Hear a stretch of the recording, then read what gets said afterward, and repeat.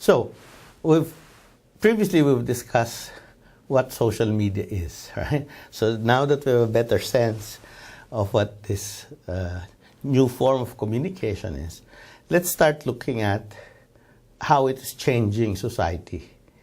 Because again, the moment a new technology is introduced, society has to adapt to it, and society will or could be changed by it, unless of course the technology is rejected and then it dies. But obviously social media has taken root faster than any new technology.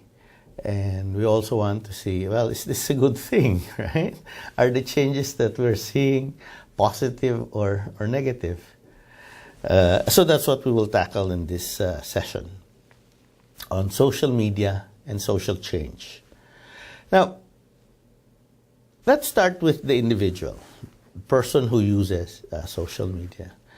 How has social media changed him or affected him? Now there's this book called Social Media Tales, written by an anthropology professor from Britain who looks at social media in the Trinidad and Tobago, as well as the UK and in the Philippines. So he has a fairly wide perspective of social media from an anthropologist's point of view. And he says that social media, particularly Facebook, affects the individuals in two ways. One, it helps make relationships and helps those who struggle with relationships. So how does it do this? First, is that social media facilitates the creation of social networks. Okay. I think the word here is it facilitates. Social networks has been with us since, we had communities, right? Social networks are groups that we have, where we rely on for support, particularly in times of crisis. So a family is a social network. Childhood friends is a kind of social network. A community is a social network. So we have been forming social networks since we emerged from wherever we emerged from, right? And one of the problems with that is that our social networks are limited to those whom we could see. Most of the social networks are face-to-face. So the limit of our social network is the boundary of our community. As a child, our friends are our neighbors, right? When our world becomes bigger, our social network becomes bigger. When we go to schools, it's not just our immediate networks or our friends, right? When we go to university, even when we go to work. So, and technology has always facilitated the creation of social networks. For instance, the bicycle, right? It allows you to reach places that you otherwise would not reach by just walking. You get there faster. So it broadens the geographic reach as well as your social network. So obviously cars and buses also help expand the social network. And then planes and all of this. So this is really the story of technology allowing us to reach a bigger geography and a bigger social network to make so our friends are no longer from the same town. Our friends are now from other countries, etc., etc. Now, social media is very good at that, right? It helps create it. It's like social network on steroids. There's no longer the limitation of geography. You could have friends, for instance, I have 2 brothers and 2 sisters who live in the US. Okay, so after graduating in the Philippines, they moved on and they're not in the same place in the US, right? One of them is in Florida, the other used to be in New Hampshire, and then so it was very hard to keep in touch with them. So that was the occasional letter every so often, or you get in touch with them when they come home. Telephones allow you to get in touch with them, but it's very expensive. Now, when we all got into Facebook, right, it's so easy. It's almost like you don't have to exert any extra effort to keep in touch with family members who do not live in the same geography. Right? So now I know what my nephews and nieces are doing. They post pictures when they go on vacation, or it's very easy. And I think that's the power of social media. It is so easy to sustain a relationship beyond the face-to-face relationship. Now, there are also particular groups of people where this is very important. For instance, shy people, right? It's sometimes very hard to talk to strangers, right? You go to meetings and you end up eating alone, and because some of us are not very sociable. There are people who it's easy for them to do that. Social media allows us, in a way, to sort of try out relationships without a lot of problems. It's easier for some to actually make friends on social media than it is face-to-face. Right? All you have to do is send a friend request, and that's it. But when you want to walk up to a new person, you don't know the first thing about what you want to tell them, or I must be witty so that they'll want me to be their friend. Those kinds of problems are not there in social media. Then you think of housewives who have to stay at home because they have to care for the children. The world, for them, all of a sudden shrinks. They used to be working and they have friends from the office, and now they have to stay at home because they have to take care of the kids. So it's the kid and them, right?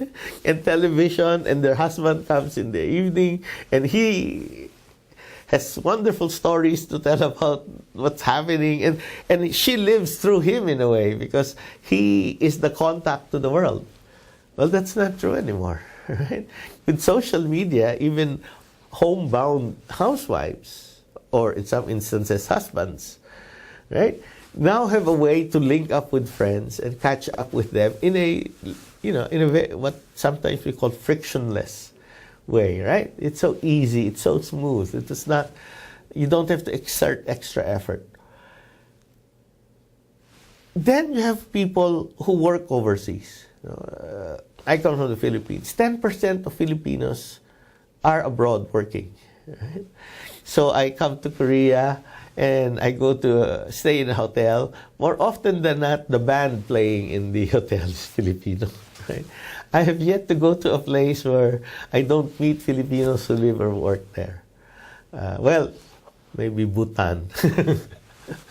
But everywhere else I've been to, even Myanmar, right?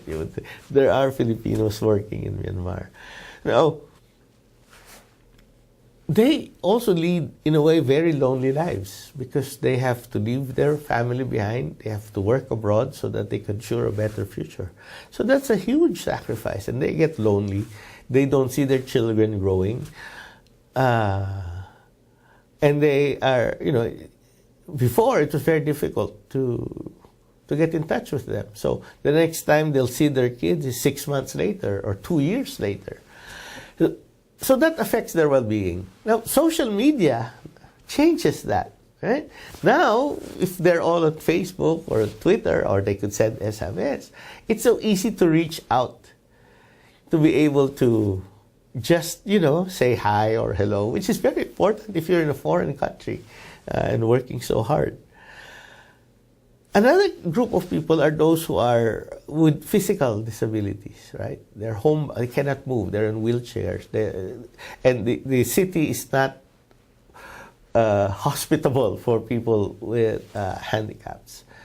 And so, again, social media provides a way for them to be able to make friends, not only in the communities that they live. All of a sudden, these people who are homebound by physical disabilities or by force of circumstance, their world has become broader. So now I imagine myself, okay, I could live in the mountains, right? And all I need is an internet connection. And then it would be like, it would be like anywhere. I mean, I can write, that's what I claim, right? Most of what I do is write. And so I could easily do that in Korea or in Manila or in California or in the mountains of the Philippines or the beaches of the Philippines. Because of this mobility and ubiquity that social media allows us. So when I travel, my friends travel with me, right? I don't leave them behind. In the good old days, when you go to a foreign country, that was the last time that they will see you, right? Goodbye. See you again when 1 year later, 5 years later, when you come back. So leaving is departures is such a big event. Right? So you have the whole community bringing you to the airport, right? And sending you off because that's it. That's not true anymore, right? With social media, you are in touch with them. And even the people that you don't want to get in touch with move with you, right? Because they post and they still, are mad at the world. So that's what social media does. Right? It allows for efficient social bonding despite geography. And that has not happened before. Right? Before, yes, the email allowed us to do that. The telephone allowed us to do that. Telephone is very expensive. Email is so impersonal. But today, just go to the Facebook page and you have the world that you could deal with. You could have relationships with people whom you don't even know, right? Most of our friends, we've not met. They're Facebook friends, right? You just accept, because sometimes we get, right, the friend request, and who's this person? And then you just look, oh, he's a friend of a friend. So that's fine. I could do that. But since some of my friends do not live in the Philippines, I will never meet this friend of my friend in face-to-face. But I could have a relationship with that person simply virtually. But that does not mean it's less of a relationship than face-to-face. It's just different, right? It has its value, it has its utility, but it's just different. So that's the first, right? It facilitates the creation of social networks. Because of that, it helped build communities, right? Because it's so easy to be friends, then a group of friends become a community. Here again, technology plays a critical role. There are two kinds of community, at least by some social scientists. First is what we call intentional communities, and the other is unintentional communities. Okay, intentional communities are communities that we create. We choose to be friends with somebody. We choose to join a political organization. We choose to be a part of an alumni network, right? We choose to be part of the Rotary or some other service club. There's a choice. Now, unintentional communities are communities created because you were born into it, right? So, you don't choose your relatives. You wish you could. There are times that you want to be able to choose your relatives, but you can't, right? Your sister, your brother is, however hard it is to deal with them, their family. The neighborhood, right? Well, of course, now we have more choices, right? You could, so I've left my hometown where I was born, where my parents live, because I have to find work. So I moved to another city and I live there now. And it's not every day, I go and to my parents' hometown, my parents' place, about once a month. But because of unintentional communities, I also travel to another place once a month, right? So the interesting thing here is what happens when you have intentional communities more than. See, the more you're freed from unintentional communities, interesting things happen, right? Because here you have an active choice. You create yourself in a way. Yes, your family, in a way, helps create you. And your neighborhood creates you. Your environment has a say in terms of the kind of person that you're going to evolve. Here you self-create, right? Because you choose to be with people who think like you, or who have the same interest as you, or who loves the same food as you. So that's how it's changing communities. And again, this transcends geography, distance, right? So I could be a member of a group who's interested in folding bicycles, right? So, you have this new kind of bikes that you could fold, so you could take it on board the train or the bus or subways. So there's a group of people who are passionate about folding bikes. Now, how many Filipinos in my neighborhood, how many people in my neighborhood in the Philippines have a passion for folding bike? Like maybe myself, right? Who do I talk to? So there's a Facebook page of Filipinos interested in folding bikes. My cousin is a Vespa scooter fanatic, right? So their Facebook page where he could go to be with people who owns Vespa, and they take regular rides outside of Metro Manila, and so they bond around Vespa scooters. So kinds of things were hard to do before social media. Well, you could do email blast, but again, it's not the same, right?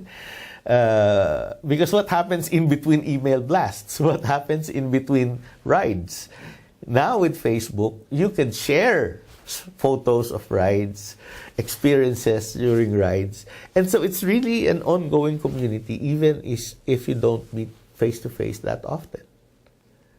As a matter of fact, the face-to-face side of it is the highlight of, the one that is exceptional. Most of the time, you interact with them with Facebook 80% of the time, and only 20% of the time that you actually see these people.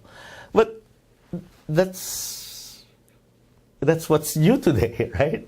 And that's what social media enables. The creation of communities, building of communities, particularly what we call intentional communities of common concerns and convictions. And it helps us in terms of active self-creation. It's pushing us back to a more balanced and realistic understanding of the meaning and experience of close-knit community. Right? A number of sociologists would say, what we have had in the past is a flight from community, which means people leave their communities because they find communities constraining and constricting. Right?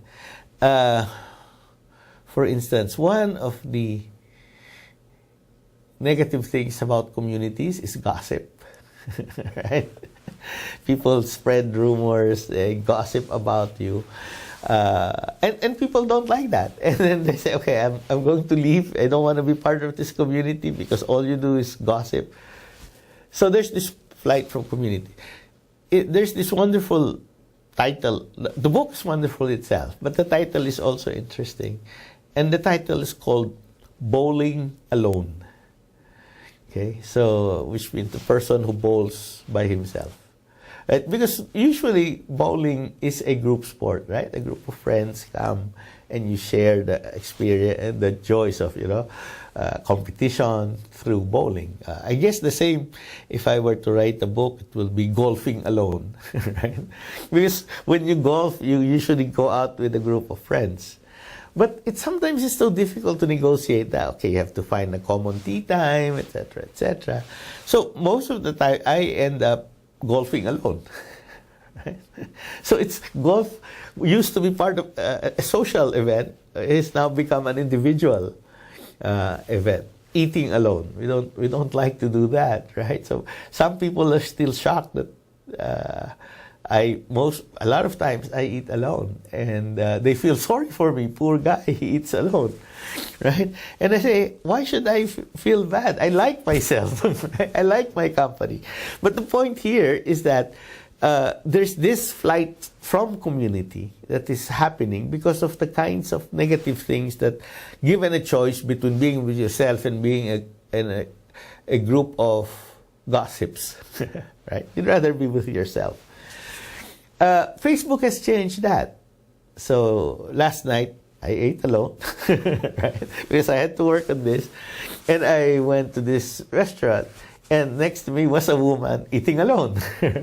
But there was a difference. She had her smartphone, tablet with her, so she was eating alone physically, but she was not eating alone, right? Because she was constantly in touch with her friends through. I would imagine Facebook. I don't know, right? I didn't ask. But it is then, right? It is then sort of from moving away from community, it's bringing us back to communities. So we're now almost always, even if we're physically alone, we can still be part of a community because you could chat with your friends, you could post things, you take pictures of what you're eating, right?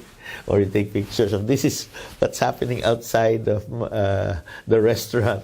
Those kinds of things. So ironically, Facebook has become one of the biggest reason why there is, in a sense, a resurgence of communities. Okay? It has turned back the tide of people eating alone, bowling alone, golfing alone. And so now they can, when I make par, I can always tweet, right? And so I could share that experience even while physically I'm alone. But then that's the other thing about community, is that you can't just take the good side from it and leave the bad. You have to take both the good and the bad in the community. So even in Facebook, there's gossip, right? There's rumor mongering. There's defamation even. Which means all of the things happening in communities face-to-face happens in virtual communities as well. So rumors serve a particular social function. That's what sociologists tell us, right? People spread rumors when, there's lack of information about something. That's when rumors come, right? Why is that guy visiting that girl late at night? So people want to make sense of that situation. So they spread to find out. They want. Then that's the other part. Rumors and gossips are a means to control the behavior of others. So, they spread rumors about you being visited by somebody late at night, so that because they don't want you to behave that way. So it's a way for making you to change your behavior. It's a form of social control. Well, that happens in Facebook too, right? That happens in YouTube. And even worse, the rumor spreads faster and reaches more people. But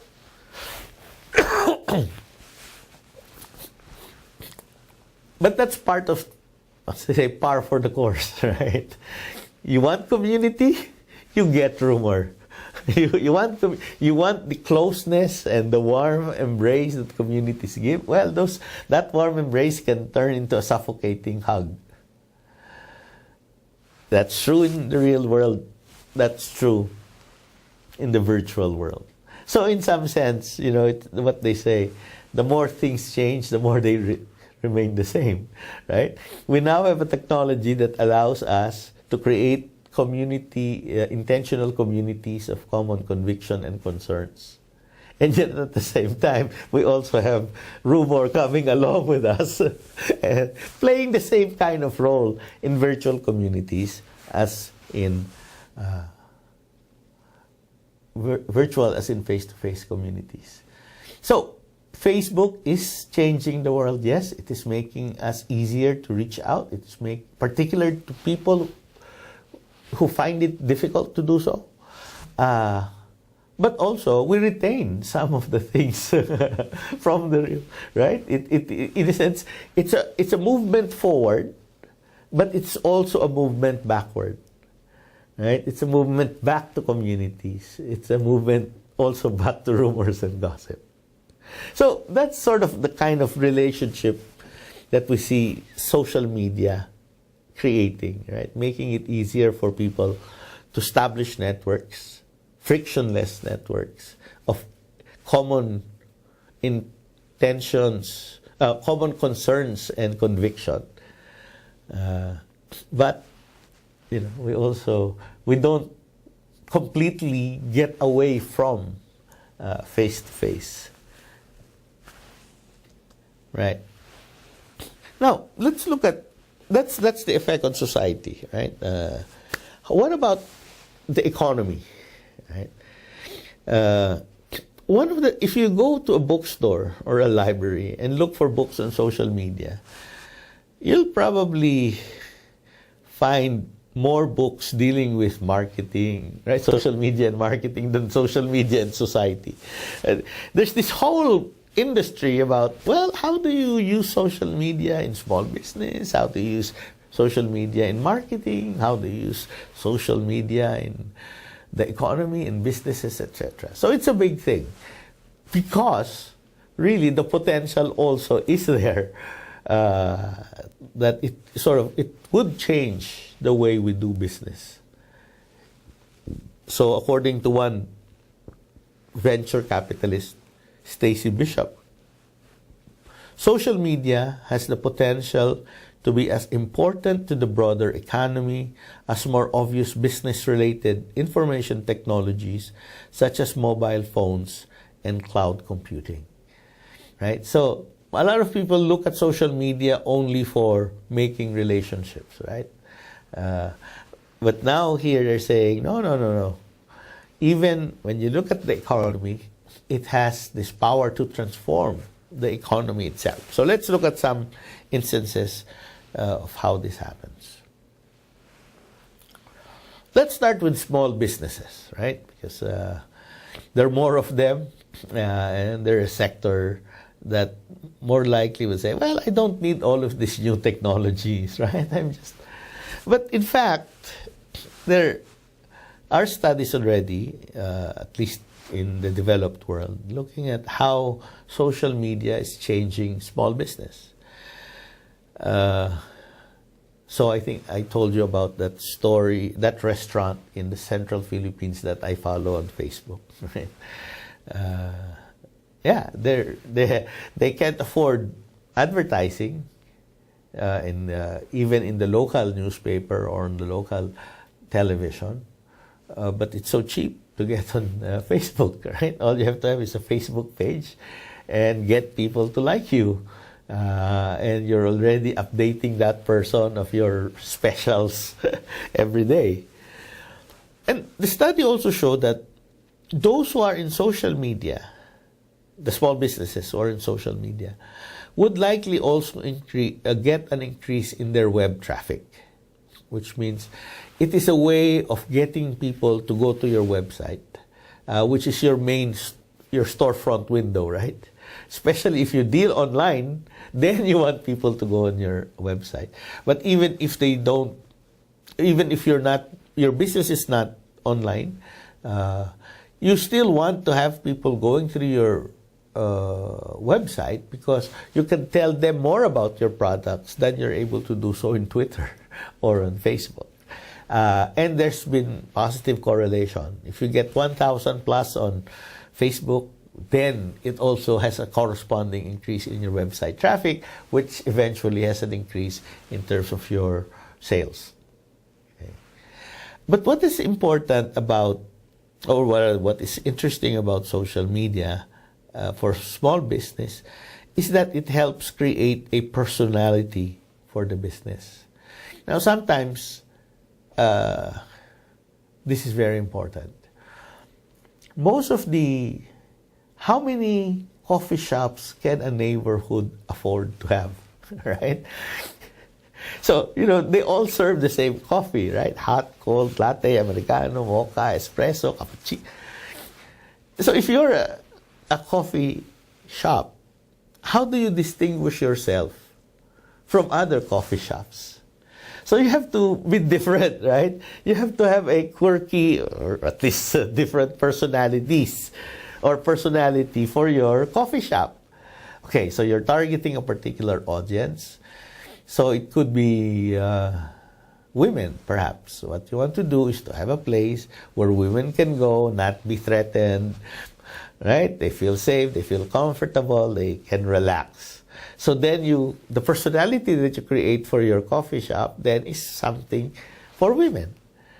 So, you'll have flowers and stuff like that. Now, if you're going for men, you'll probably have more leather there, right? You'll have soft couches in the other store will have leather and all the things that men think they want, right? Or they aspire for. So it helps. It makes sense for you to create a personality for your store. Social media allows you to do that. Allows you to project your store in the way that you want to capture a certain segment of the population. So you're not going for everybody, you're going for women. Well, that's half of everybody, so that's right. Or you're going for professional women. So for instance, is it here? I think, okay. Here there is a coffee shop, I read about it, where you could pet sheep. They have sheep in the store. Okay, so the attraction is, if you want to be with farm animals, you go to this coffee shop and you pet the sheep. In Brazil, they have a store where they have cats. These are all coffee shops, right? So this is what distinguishes it. If you want to play with cats, right? It's a form of relaxation. Then you go to this coffee store because then you could not only have your coffee, but you could also pet a cat while you're having coffee. If you want to pet sheep, then you go to this coffee shop. And that works, right? It creates a unique personality, a unique brand. Or sometimes we call it a unique value proposition, right? Come to my coffee shop because you can relax here because you can play with cats. So, social media helps you establish that personality. And you could reach out to more customers, right? You could easily generate buzz. And in this sense, it's like, hey, you want to go to a different, unique coffee shop? Let's go there because you could pet cats there, or sheep, or maybe, I don't know, dogs or small horses. But we could see, but I'm sure there will be, right? There will be an audience for that and you can reach that through social media. So these are some of the ways by which social media helps small business. I think what is most important is brand building, creating a unique personality for your business, which then distinguishes you from other businesses, which hopefully generates more traffic for you. Because you're not just another coffee shop. Now, if you look at this and multiply it many times over, you create an overall increase in productivity in the economy itself, right? So more small businesses thrive, the bigger the economy gets. Now, McKinsey Global Institute just completed a study called the social economy. And they said that there could be 900 billion to 1.3 trillion, right? Billion is hard enough to imagine. Trillion is, I guess, even more so, in value through the use of social media in the economy, right?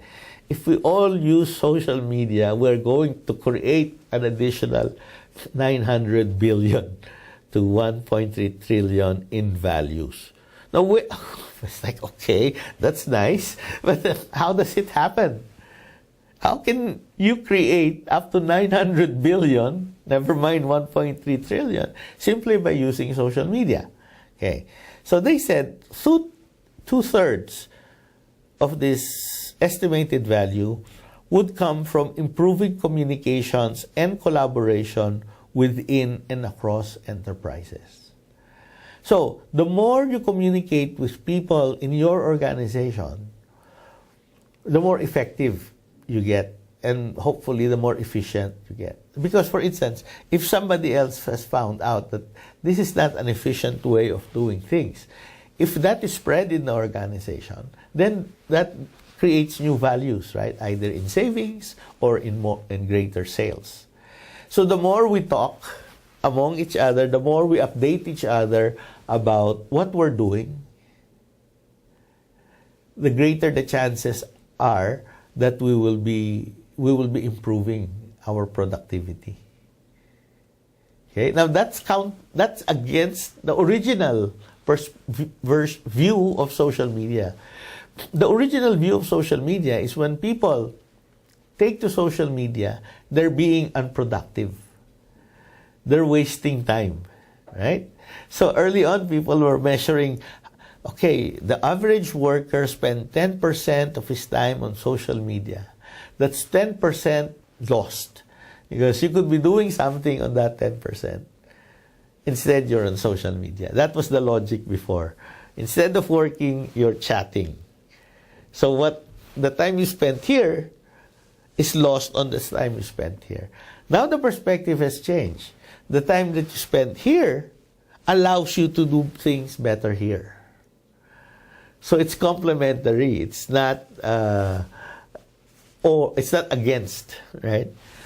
So they say that the more you share information within your organization and between your organization and other organizations, the better you understand your product, you understand your market. That leads to more efficiencies, greater productivity, means either greater savings or more profit. Okay. And the second point is that the unlocked value is attributed to social media induced 20 to 25 increase in knowledge worker productivity. See, every time you go on Facebook, the chances are you're increasing your productivity by 20 to 25%. Isn't this wonderful, right? Because they all said it was lost time. Now they're saying, no, it's productive time. No, I see this in my own experience, right? I can't write 24/7 or even 8 hours a day. It's crazy for people to expect that I will sit down, bang away at my computer, and put in 8 hours worth of writing. I can't do that. No human being can possibly do that. Sometimes I can, right? When I'm inspired and everything comes together. Right? But that's once a week or even once a month. The rest of the time, it's slow. It's drudgery. You have to write again, and you have to force yourself to write again. And in those times that you're bored, you could look at that thing forever and it will not compose itself. So what do? I take a break, right? I go check my Facebook page. I go look at videos. I tweet friends. Then I come back. Now my mind is fresher. I could be more productive.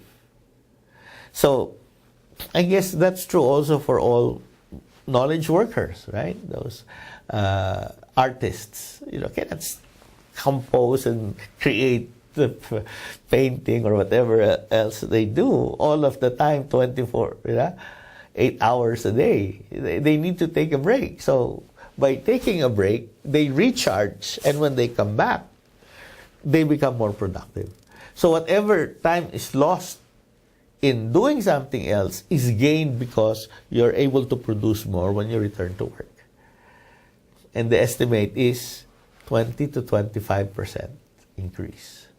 That's humongous, right? So if I were, an owner of business, hey, please use Facebook, right? Instead of, hey, don't use Facebook. Because it's been shown that it leads to increase. If I get a 20 to 25 increase out of my workers, that's a lot of money. That's a lot of things done. But more than that, okay? So social media increases productivity, creates new values. Social media also creates new ways of doing things. Okay? It allows new kinds of corporations and organizations. And this is called, at least by the authors of the book, Wikinomics. All right? So, wiki and economics, Wikinomics. Because, it says, the new forms of mass collaboration are changing how goods and services are invented, produced, marketed, and distributed on a global basis. Right? If you take on the principle of the wiki and you combine it in your economy, then you create a new way of doing things, which he calls Wikinomics. So maybe it's better if you take a specific example of how this works. So, since I like cars, my example is a car. Local Motors. Now, it's a new kind of car manufacturer. It describes itself, if you go to their website, and say, we're the next generation crowd-powered automobile design, manufacturing, and technology. Okay, so how can you sell yourself as that? Now, you know how cars are designed, right? There's a big corporation, General Motors in the U.S., used to be the world's largest. I think they've been surpassed by Toyota manufacturer. So they're huge. They employ thousands of people. Hyundai, or I guess Kia here in Korea, right? Huge companies, lots of workers. They have a design company who will design the new cars. Then they have a manufacturing plant that will produce the different parts required from the car. And they have suppliers who help them produce that. And then they sell it to Kia dealers. Well, Local Motors has no factory, no design center, and no dealer. And yet they produce cars. So how do they do it? First is that instead of an in-house research and design department where you hire the best in the industry, they rely on contests to get the design for their cars, right? So this is a radical shift, right? Instead of employing 20 people, what you have is a pool, thousands car designers from all over the world whom you don't pay. And the guy who will get some money out of it would be the winner of the contest. Okay, so you don't have 10 people that you pay regularly and hope they come up with good designs. You run a contest open to all designers all over the world, and you only pay one guy the winning design. Okay? So that's a much better way of doing business. So second then, all right, so that's how you design cars. That's called crowdsourcing. Crowdsourcing, right? You rely on the crowd to provide you the answer or the service that you require. So that's the design part. What's the next part? Manufacturing. How do you get this thing put together, right? So General Motors, Toyota, or Hyundai would usually have huge manufacturing plants, right? Huge buildings, and sometimes you could watch a National Geographic or Discovery Channel, and they show you how they produce cars, right? Lots of robots, lots of people moving around, state-of-the-art plant in, let's say, in a Ferrari, right? Huge, massive investments. Local Motors only produce the car frame. Everything else they buy outside. So, if this car is designed this way and the engine should be like this, they go to, well, what is there Ford engine for this? Is there a Chevrolet engine for this? Is there a Mercedes-Benz engine? So they look for the best engine for their car and just buy those engines, right? The seats, they don't buy seats. Recaro, Sparco, everybody else produces seats. So they just buy the seats. Right? They don't produce anything. They just have to fit. They just buy the parts that fit the design. Cheaper. Again, they have no investment in huge tooling plants and all of that. How then do you sell? Okay, the next question. Simple. The internet. Anybody who's interested in a car can go to the internet. And what is interesting about Local Motors is that they have this wonderful web page, their site. What is interesting about Social Motors is their website. Because there, you could choose the color of your car. You could choose the kinds of seats that you want in your car. You can customize your car and see it before you buy it. Right? Before Henry Ford, right? The founder of Ford Motors, says you can buy any color of Model T except, so as long as it is black. Right? It's only one color, only black, right? You can imagine anything else you want. Now today, of course, you could customize whatever. You could make so many combinations. You could have the outside color this, the inside color that, etc., etc. You can specify that in a sheet of paper, but you have to imagine it. Local Motors, when you go there, you can do it online, see it for yourself. It has different views. And so you know what you're getting, exactly what you're getting. And then you just push the order button and pay for it, and it will be delivered to you. Right? So that's a new way of making cars. All powered by social media, because we have the technology that allows us to collaborate. Right? Social media are primarily platform for collaboration, co-creation, right? Remember our unique characteristic of social media, the possibility of global participation, but flexible, and co-creation. So you see this now happening in making cars. The design is global, right? The production, the kind of cars that I would get specifically fits my taste, co-creation. And you could think of any other industry, and this model would work. Financial sector, healthcare, being transformed, delivering the same goods cheaper, faster, and more to the taste or the wants, requirements of the consumer.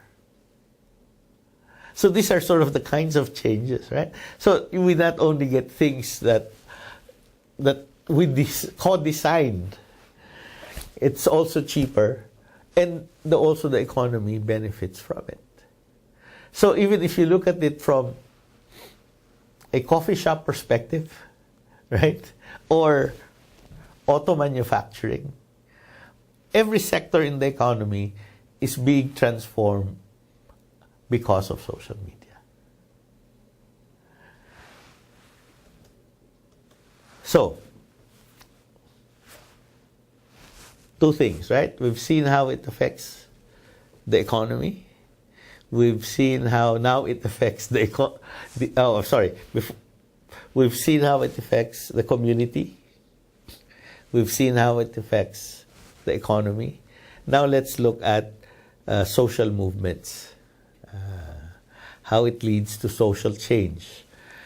Again, I think a lot of people change their mind about the potential of Twitter because of the Arab Spring. Right? The Arab Spring are the events in 2011 that led to the toppling of a number of authoritarian governments in the Middle East and North Africa. Right? So, if I'm not mistaken, it started first in Tunisia, and then Egypt, and then to a certain extent Libya, and it's now back in Egypt. Right?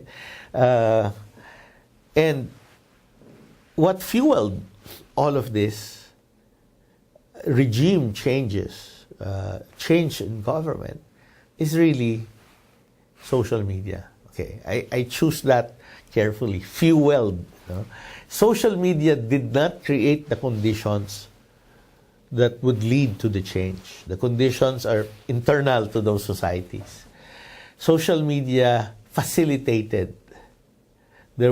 People had gripes, people were unhappy, people wanted change, but social media made it faster because, and we will go to that.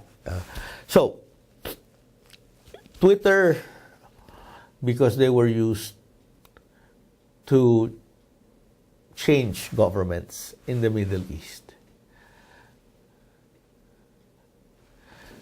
Now, how does this happen? How does it do it?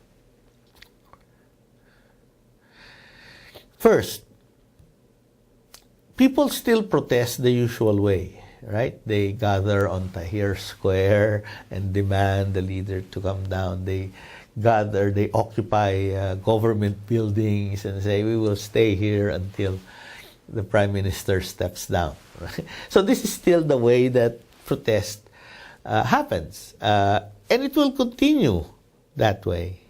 It will not be replaced.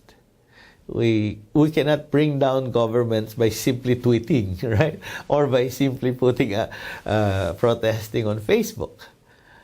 But what it does is that it facilitates traditional forms of protest. So it's a lot easier now to get people to come. Because part of the problem is people don't know where to gather. Like, what time is the demonstration? What time is and where is it going to happen? It used to be very hard to communicate that because obviously the government will not allow television stations to post it, right? They can put on TV, the rally will be at 6 p.m. at Tahrir's.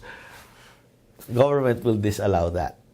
So it's word of mouth, right? Sometimes you have to print, photocopy flyers and then spread it out. But then, again, the limit of that is face-to-face. So now you could tweet, it says 6 p.m., this place.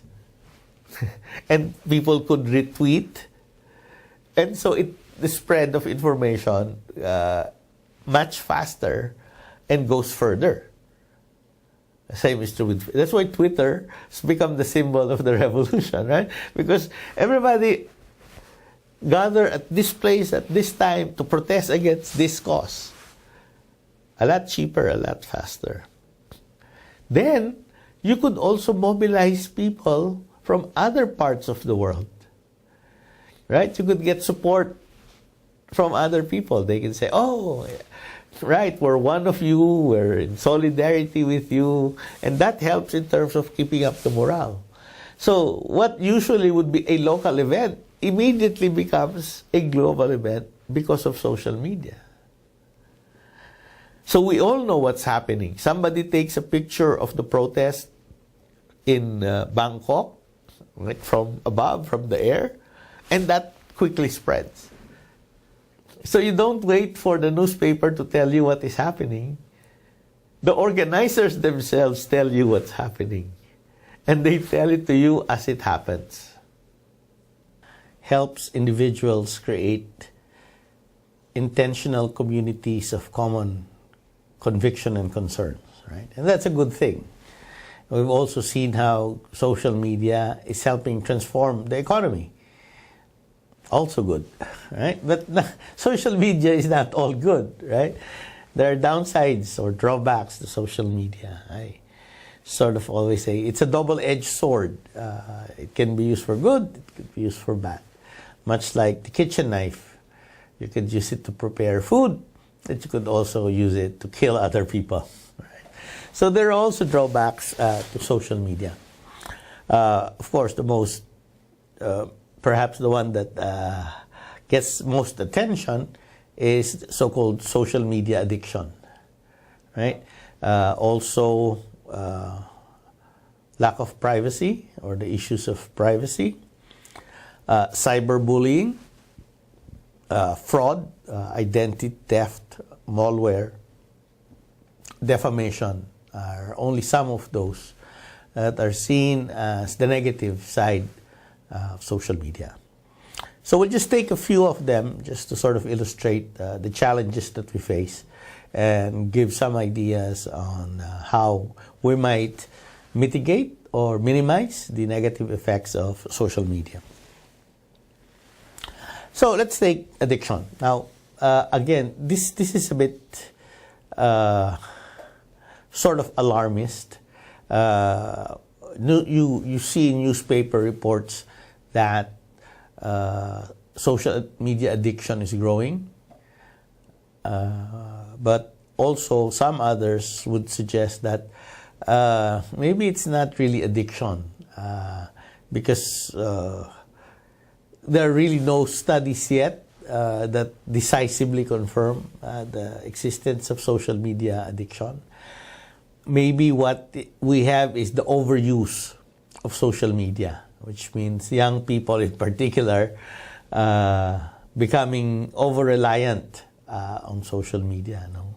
I would imagine those people spend most of their time in social media rather than doing other more productive things, right? So my take on this is, maybe I would not use addiction because based on what I've seen, there are really no studies that confirms that there is such a thing. And I would like to sort of just call it overuse of social media. But of course, social media's overuse have negative consequences on the young. There is a US study that shows that students who use Facebook more throughout the day are more prone to mental health problems, have worse grades, and tend to be sick more often than peers who use social media less frequently. So I guess like any other thing, you have to use it in moderation. Wine is good in moderation, but you don't want to get drunk, and that's bad. So that's social media also. The other concern with social media is the lack of privacy. Now, to be fair, this is not just a social media issue. This is sort of an internet issue that we tend to provide a lot of information about ourselves online. And some of it can be dangerous. For instance, somebody can steal your identity by just getting the information that they're able to get from social media. They could get your date of birth, they could get your place, right? So they could actually steal your identity based on the information that you put online. Now, this is particularly challenging for social media because social media is user-generated content, right? It works precisely because you share information. And yet, the more you share information, the more other people can construct a profile of you, which can be good because then they could target specific services to you, and it can be bad because then it could be used for identity theft or fraud. Now, what happens? I think the challenge in social media is not only that we share information. That's one, because then you could mitigate that by saying don't put all those information online, right? So in Facebook, don't put your complete date of birth, right? Because sometimes you put, like I do, right? Maybe I should change my settings. Don't put the year that you were born, just put the month and the date that you were born. That works, right? Because then it reminds your friends that it's your birthday, and then you get all of these wonderful greetings, say happy birthday, etc., which makes you feel good, and you feel remembered. But of course, it was prompted by the application. So you do want to put your date of birth there, but you don't want to put the year of birth, because then that could lead to other things. There are three kinds of information that social media sites gather from us, right? Information that we provide directly to sites. So when you sign up, usually they ask for your name, date of birth, profession, interests, right? So they get that from there. Then we also reveal information about ourselves when we interact with the site. So when we share information with other friends, it's not just our friends or friends of friends who get that information. The social media site also gets that information. Okay? And then finally, they also get our information from us from interactions with other parties. So, for instance, farm bill, help me farm. So they get a lot of information to the point that sometimes they have a better sense of who we are. And what do they use this information for? One is they use this for targeted marketing. Right? The reason why Google is so successful is that it gathers a lot of information about you and essentially sell you as an individual to marketeers, to advertisers, right? Before, advertising is you put an ad on a newspaper or a television show, and that's pretty much like what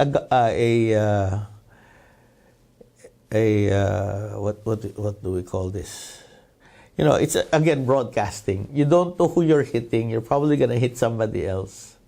But there's no guarantee that you will hit the right audience.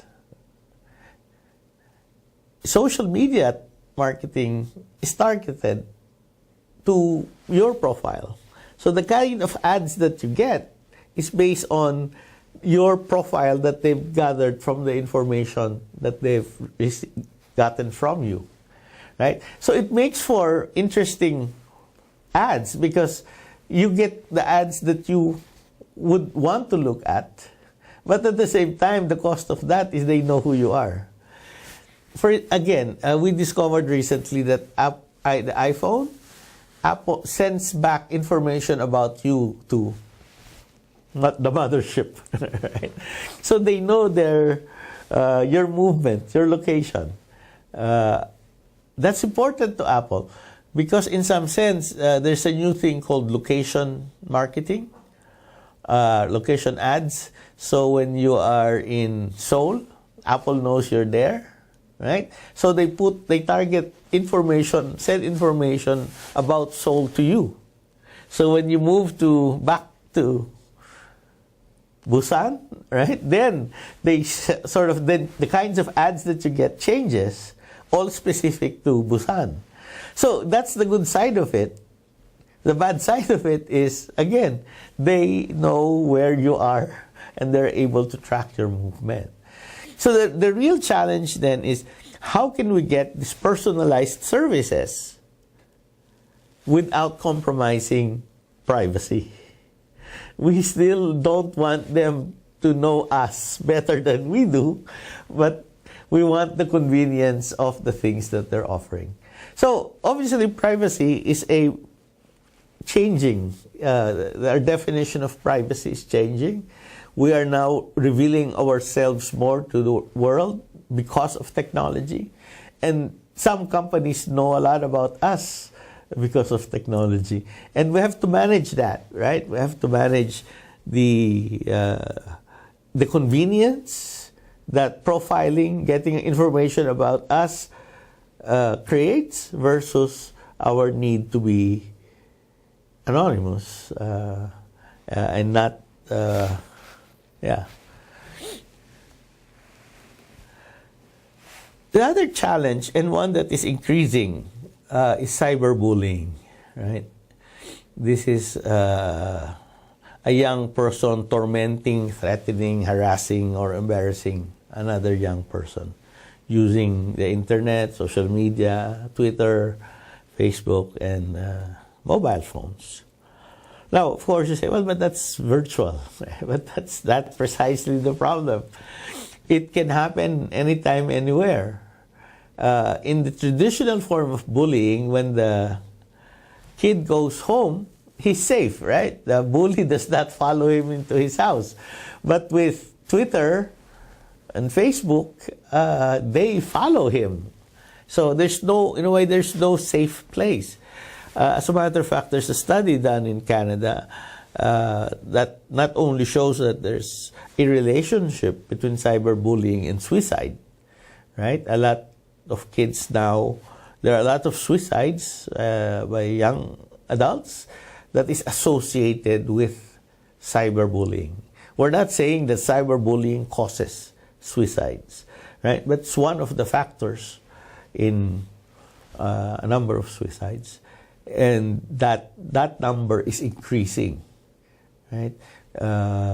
Again, I guess the correlation is the more kids use the technology, the greater the incidence of cyberbullying. Again, this is something that we have to manage, right? It's a real problem, but I don't think the solution is not to let kids use the technology. So what can we do? What should we do in order to minimize the threats or the negative consequences of social media? So I think there are two things. There's something that government can do, but we also have to do a lot on our own, right? So in the category of things that government can do, so obviously government has to protect citizens even on cyberspace. So we have to adopt new laws, right? And already we see new laws against cyber stalking, laws against identity theft, and laws against phishing. More and more governments are creating or promulgating new laws regarding privacy and data protection. But these new privacy and data protection laws has to take into consideration 21st century notions of privacy and data protection. Because we already have privacy laws, we have data protection laws. See, but those laws were meant to protect privacy before the widespread use of social media and new technologies. So for instance, there are what they call anti-wiretapping laws. Because then the way you eavesdrop on the person is you tap wires, the telephone wires, right? So that's the name. Is called an anti-wiretapping. So it is to prevent tapping the wires through which communication flows.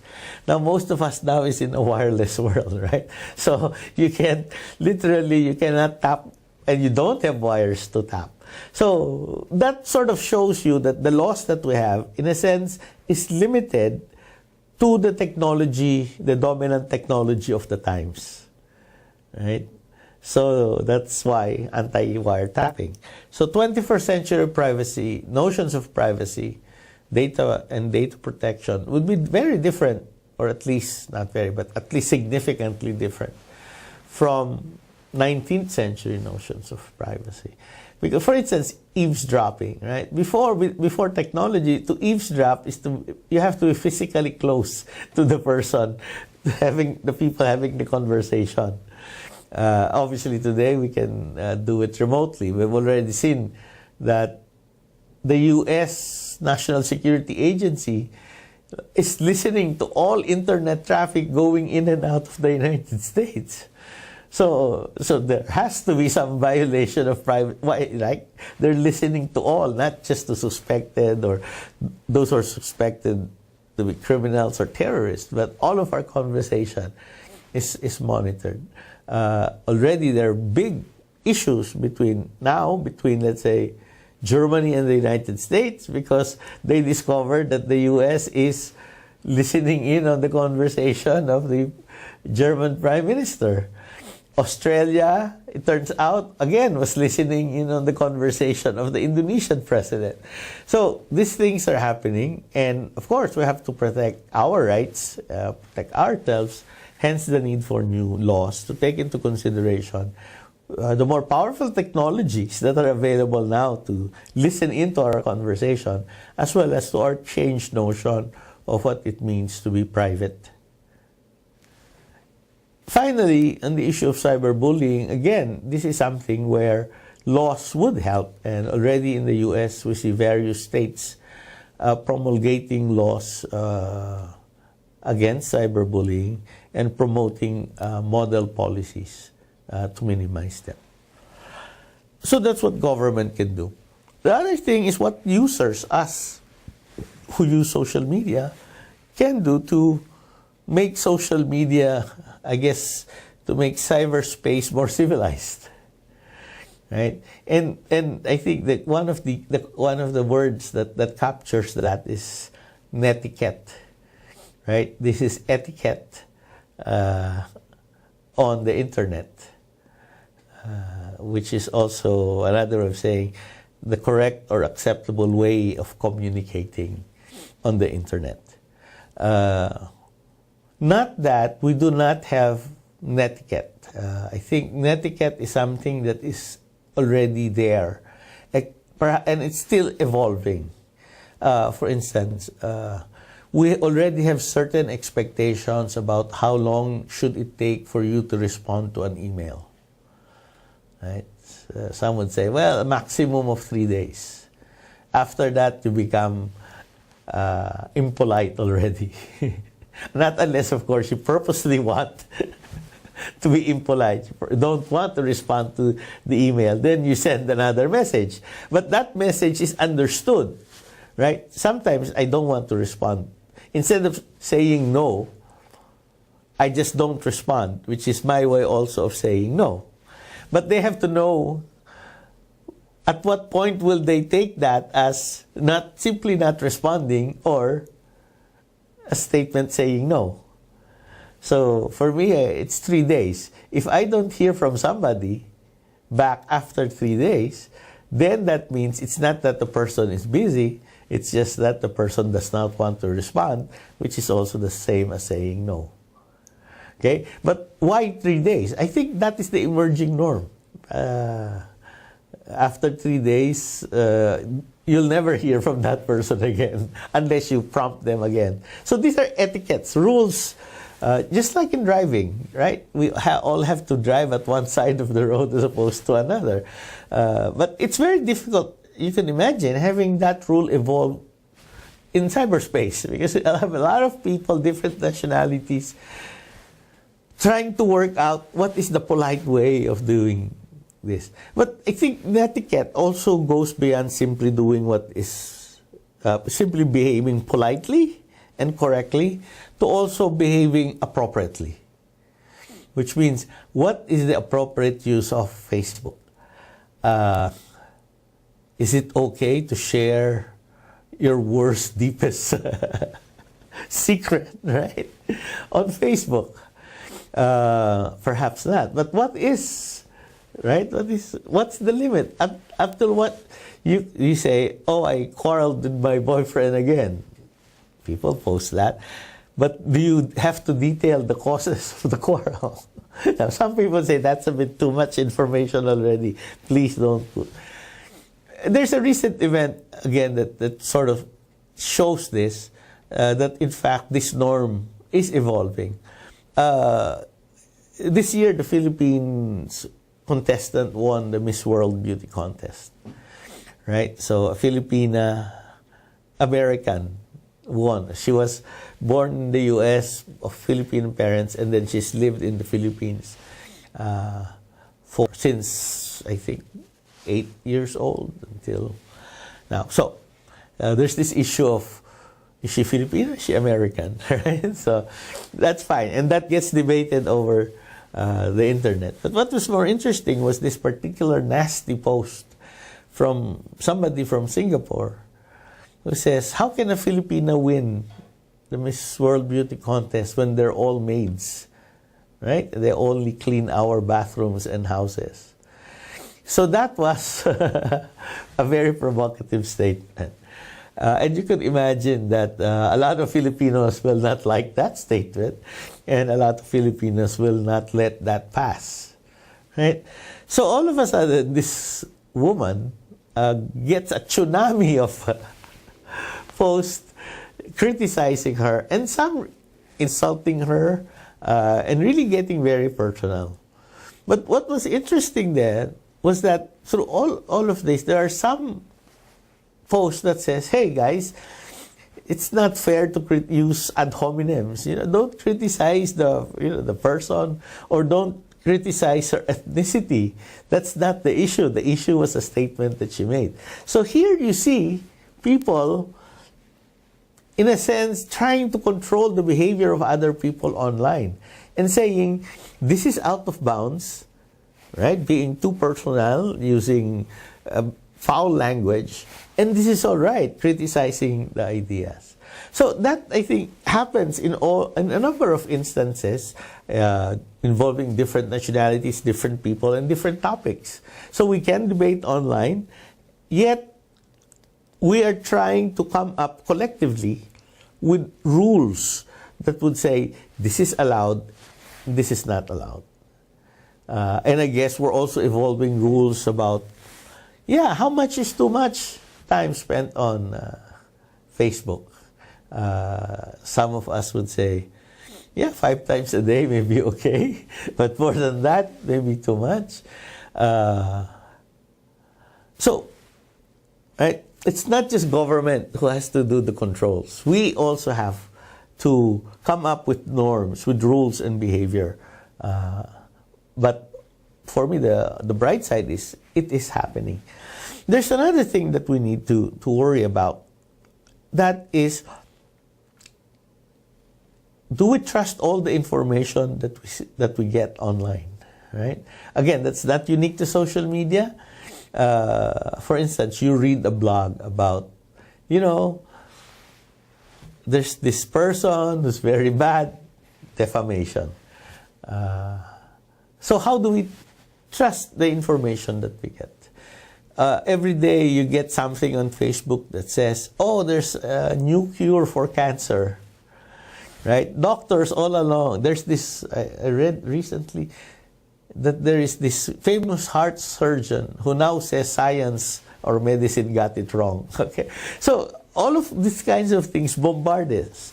And the other thing that we have to learn how to do is to how to deal with information, whether it's trustworthy, whether we should act upon it, whether we should just dismiss it. Right? So that is something that other people cannot do for us. It is something that we ourselves should be able to learn. It's called information literacy, right? We should be able to know how to handle the information that we get. The worst thing that could happen, of course, is that we believe everything that we see online. Hopefully, that's less and less true, because people already have experience about people not following, about bad information or wrong information that they got and they acted on. So, everybody must be responsible for this. In a sense, what I'm saying is, in as much as the state has the responsibility to protect its citizens even while they are online, it is also incumbent upon us to behave responsibly and to be able to judge information accordingly.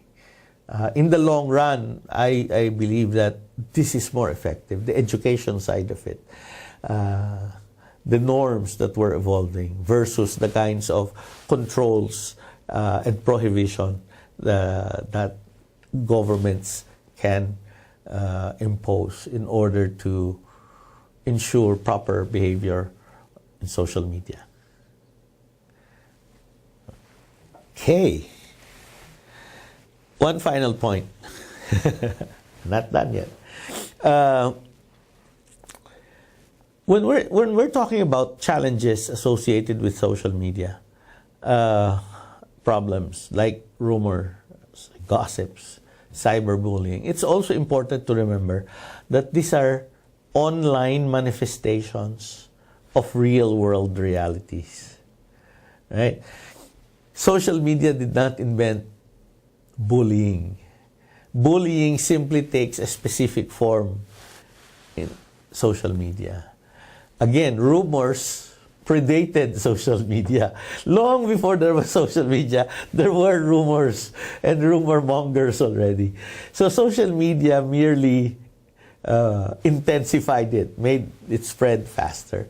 So that also means that you will not solve the problem of bullying. You will not solve the problem of rumor mongering or gossiping by addressing social media alone. Which means it's a bigger problem that must be addressed beyond social media, because focusing on it only in the social media dimension will not eliminate the problem of bullying, will not eliminate the problem of rumor mongering. So the solution must be more comprehensive than simply looking at social media.